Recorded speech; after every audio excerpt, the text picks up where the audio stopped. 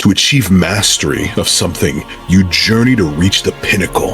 Technology, music, sports, it's all the same. You're chasing a high, aspiring to reach the mountaintop, a goal so far out of reach, you'll dedicate your life to it. And when you're there, that's it. You've made it, baby. All the hard work has paid off. The journey has come to an end. But what if that goal shifted? In competition, the mountain only ever gets higher. Your battle for supremacy against better opponents with better gear and superior strategies. Everyone wants to stand at the top. It's not a question of who will make it. In competition, the real question is, what'll it take? Whether you're coming in from the Origin event or the Epic Dash, you might be wondering, how does a gacha game have a World Championships and can it be competitive? In this video, we'll go over just that. My name's Valky. Hi, I'm Divine Shadow. And we're the caster of last year's World Championships. And today, we're bringing you the cliff notes and everything else you'll need and more for E7WC 2025. So strap in for the ride and let's fly. Now, there's a lot of ground to cover going from something like the Origins event or Epic Dash all the way to the World Championships, but the most important rule is consistency. Years have gone into building the tools and weapon each competitor is bringing to this battlefield. With competition this fierce, everything comes down to the efforts put in over the years, as well as the investment each player has put into their accounts. Make no mistake, all types of people end up in the finals of a competition, from massive spenders to even free-to-play accounts. It takes all kinds to fill a tournament this large, with players ranging from Asia, known for having some of the highest speed and the most aggressive playstyles. Korea, the region where esports was born and where the most stable and consistent strategies are born. To Europe with its masters of tank down and defense, showing some of the most elegant plays on display. With Japan backing it up as the newest server in the fold, home to some of those more out-of-the-box shenanigans that we see from time to time. And of course, global, the biggest community in the game, with a hero pool that's just as diverse. All competing with different flavors of stratagems born from the metas and environment of each server. When the tank down strategies of Korea go up against the speed demons of Asia, each clash reveals the story of that player's journey to reach the pinnacle of play on display at this year's new world stage. Many players, many units take the stage every year at E7WC, integral to various compositions and playstyles. With so many units in the game, navigating your way through a draft as a newbie can be overwhelming. So I made this handy little chart that demonstrates the main playstyles you guys will be seeing, the average speeds, and the images of the most iconic characters for those archetypes. The only rule to note about this is that the faster a team plays, the more turns they can take in a chain. That's called tempo, which stands in opposition to slower teams, which plays to defend against those pesky speedsters and look to scale later into the match once a faster team has run out of their tempo. On that topic, of course you know we gotta talk about cleave. It's either your most or least favorite playstyle due to its flashy but uninteractive nature. Their draft requires a couple of super fast units to clinch that important first turn, then look to take combo characters that have the abilities to chain their turns together. Card game players usually call this a face deck or a one-turn kill, an OTK if you will. It looks scary, but if you can defend against it properly and let them run out of gas, you can very easily outscale them into the later phases of a match. On the opposite side is the village playstyle, which is named after Harsetti's village, Skugaheim, as she and her passive form the centerpiece that allows slow players without speed gear to flourish, making this the ultimate equalizer composition, giving all character an equal chance to perform and giving scaling carries the room to truly shine every match. But if you're just starting out, then the best starting point would be what everyone calls standard or bruiser. The gist is that no matter how you draft it, it should always look something like a standard RPG party, with the core of your team comprising of a tank, a support, and a carry, while finishing your strategy with other damage dealers, debuffers, or supports designed to counterpick your opponent. The strength of this playstyle is that it has no weakness. The weakness of this playstyle is that it has no strength, but where it lacks an identity, it makes up for in adaptability, letting skilled players counterpick their opponent in every imaginable scenario. Now, between the jack of all trades and the fastest playstyle lies aggro, where you have the speed and damage of cleave but the adaptability of standard. Sure, it's got the best of both worlds, but it's not bulletproof. If your damage dealer in this composition gets hard countered, ooh, beware, you might just see your game plan fall apart real quick. On the other side of that is tank down, and yes, you guessed it, they build their teams around their tanks and survivability, able to withstand any amount of damage, and with how bulky some of these units are, this composition really thrives on letting their carry scale up and rip into any unsuspecting opponents. But be careful, this composition is really weak to two particular things: injury and debuffs. Injury slowly peels away at their armor, and while it is possible to defend against debuffs, teams usually need to sacrifice a lot of their bulk in order to bypass this annoying obstacle. As a result, every tank down draft becomes a chess match of defense against opponents trying to find that crack in their armor. One wrong move and it's bye-bye. Now, you may be wondering, that sure was a lot to learn. Is it really necessary to know all that? Hey, Divine, why don't you explain to the guys why they needed to be knowing these strats and why it's going to be important this year? This year features the Lunatic format, and just as the name implies, it drives the insanity of the draft up to 11. Here, all the pre-bans are here to stay, meaning a total of 4 units are tossed out of the match for the set. In a best-of-5 format, that means 20 characters out of the pool. In addition to those, the last 10 from the previous match are also banned out, leading to a format that rewards those with the analytical skills to perceive the best options for them out of such a chaotic battleground. Are all the good tanks out of the pool? Then maybe it's time to speed it up. Missing some key cleansers? Then it's time for the degen debuffers like Death Dealer Ray to shine. I mean, it's always his time to shine, but we don't have to talk about that. Adaptations from sudden revelations as people seek inspiration for their drafts to find the one option, the singular ace up the sleeve that changes the tempo in these matches. It's almost ironic. The more options removed from the table, the harder you have to think as the clock ticks down all the same. That's the proving ground for this year's E7 World Championships. In fact, we've already seen some of this action firsthand.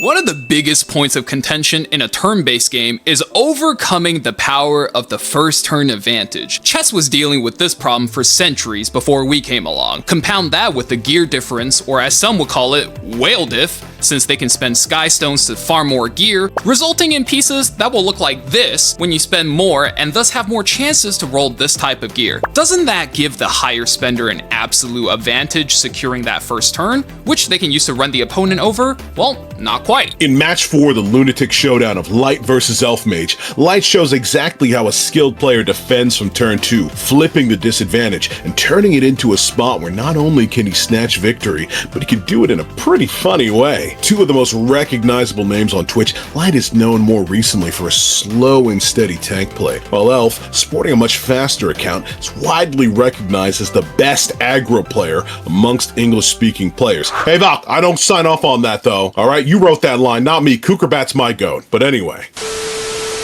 With so many units pre-banned out by match 4, Elv opens his draft by taking Empyrean Illinab, the best bruiser tank hybrid with so many characters removed and pre-banned. This flexible first pick keeps him neutral. If Light tanks down as usual, then she acts as an anchor, one who keeps the aggressive draft afloat and prevents the ship from toppling over by having strong 1v1 or 1v2 matchups in the endgame. If Light goes on the offensive, then she can simply do her day job as a tank. Light does opt into an offensive afternoon soak flan, an archdemon pickup. Summer Flan brings the fire with a focus bar that fuels the flames of her offensive pressure, letting her mow down enemies with precision sniper focus, while her evasion keeps her cool from whatever heat her opponents opt into bringing. Archdemon Shadow is the preferred piece to seal the deal and seal the passive of Elvemage's defensive units, whilst being able to activate dual attacks even when Summer Flan runs dry on ammo. Back to Elv, we're closing in on the most important part of any draft, the core. The first pick may decide your flow, but third pick is not only protected from bans by the opponent, their presence is so important to the team that a good player will use it to establish an identity for their strategy. And so he hinges his strategy on Zio, whose passive gives him 25% speed on the first turn, announcing to the world that he will be taking that powerful first turn no matter what. Elv also picks up Disciplinary Prefect Arya, both to block out the Soulburn effects of the Archdemon, which reinforce her offense, and to set up another anchor should he swing into this aggro composition that Zio can lead off. For Light, there is no way he can position his draft and leverage his aggressive units against Zio, who is guaranteed to